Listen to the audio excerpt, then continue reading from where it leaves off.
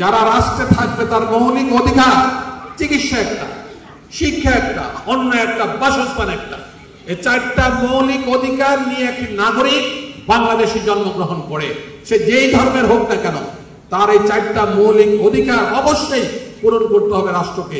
রাষ্ট্র কি তা করছে? বাংলাদেশে বাজেটের বিশাল একটা অংশ এই স্বাস্থ্য খাতে আছে, কিন্তু আমরা জানি এটা সব পকেটস্থ হয়ে যায়। ওই বাজেট যদি আপনাদেরকে দেওয়া হতো তাহলে আজকে এখানে এসে রাস্তায় দাঁড়িয়ে আপনাদেরকে চিকিৎসা নেওয়ার জন্য আসতে হতো না। আপনাদের দোরগোড়া চিকিৎসা বসত, এই কমিউনিটি হসপিটাল তৈরি হতো যাতে করে আপনাদেরকে বড় হসপিটালে আপাতত যেতে না হয়। বড় চিকিৎসার জন্য সরকারি হসপিটাল তো আছে। আপনার পত্রিকায় দেখেছেন যে সরকারি হসপিটালের ঔষধ বাইরে কিনতে পাওয়া যায়। কি আমি ঠিক বলছি কিনা বলে? সরকারি হসপিটাল দামি দামি ঔষধ। আমি দীর্ঘ বছর ধরে চিকিৎসা ব্যবস্থার সাথে আমি জড়িত ছিলাম।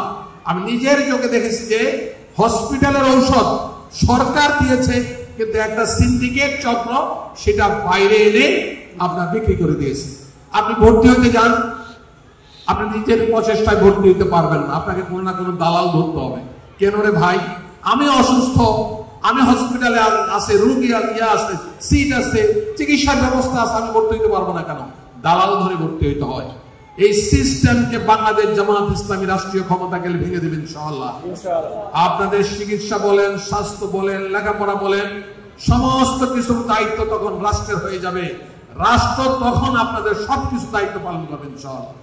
আমরা সেরকম একটি রাষ্ট্রের স্বপ্ন দেখি, এবং এই রাষ্ট্র যদি কোরআন দিয়ে পরিচালিত হয়, এই রাষ্ট্র যদি ইসলামী রাষ্ট্র হয়, এই রাষ্ট্র যদি আপনার সৎ লোকদের রাষ্ট্র হয়, তাহলে কেবলমাত্র একটি মানবিক বাংলাদেশ, একটি ইনসাফপূর্ণ বাংলাদেশ, একটি সুন্দর বাংলাদেশ কায়েম করা সম্ভব। 26-এর নির্বাচন, এই নির্বাচন অনেক বছর পরে নির্বাচন হচ্ছে। 14 সালের নির্বাচন হয় নাই, হয়েছে কি? 18 সালের নির্বাচন হয় নাই, রাতের ভোট দিনে শেষ হয়ে সংসদ কায়েম করে দেশ চালানো শুরু করেছে জোর জবরদস্তি করে। 24-এর নির্বাচন হয় নাই, আমি নির্বাচন হয়েছে। এই 3টি নির্বাচন বাংলাদেশের মানুষ তার ভোটাধিকার প্রয়োগ করতে পারে নাই।